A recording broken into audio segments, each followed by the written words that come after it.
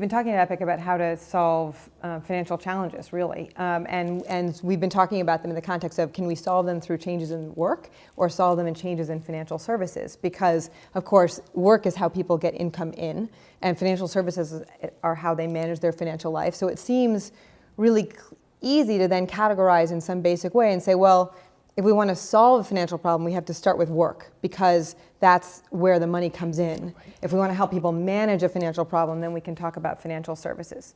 But it's actually a much more complicated loop than that, because a good financial services product could help somebody bridge from a bad job to a good job, or could help them to invest in an asset or an education or a business that enables them to have financial stability over time.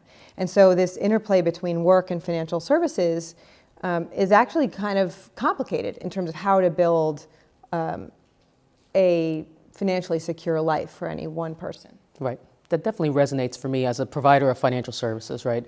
We definitely see the usage of our credit card product to buffer the ups and downs in people's lives. So very clear dip in balances right around tax refund time, coming into the February, March timeframe. Pay downs, people have the liquidity and they're able to use that to pay off some of the balances they may have accumulated over the prior year.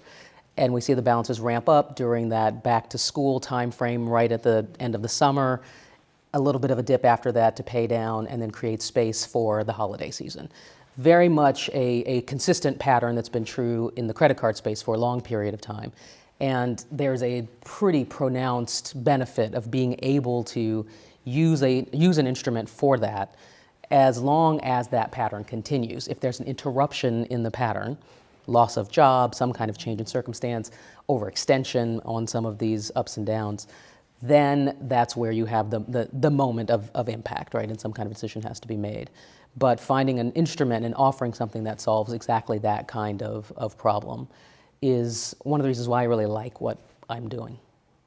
One of the things we've been talking about here with Epic and with this conversation around income volatility is, how do we create stability for people in their financial and economic lives? And historically, sort of one of the ways people have had stability in their lives is through not just the income from their work, but the benefits that come with their work, right? The insurance that helps them protect against disability, the paid sick time and things like that that help them when they need those time off to care for a sick child or sick relative, things like health insurance that help with those kinds of risks.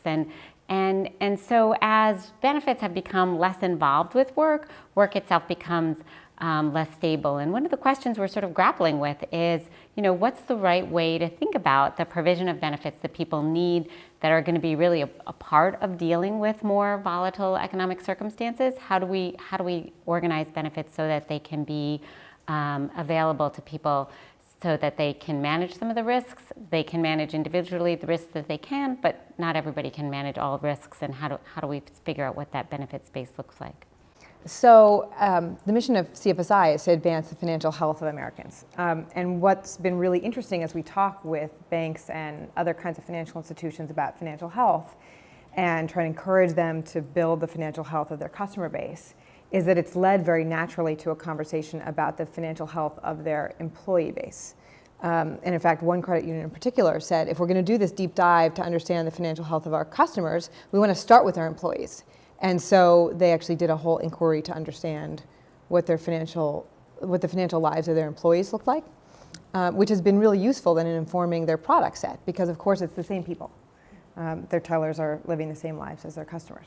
Yeah, and looking at the credit needs of average Americans across the board, we find over and over again that access to credit on demand when they need it at a price point that makes sense and is flexible in terms of use is one of the critical components of making credit available in a way that is most useful and most productive for the end customer.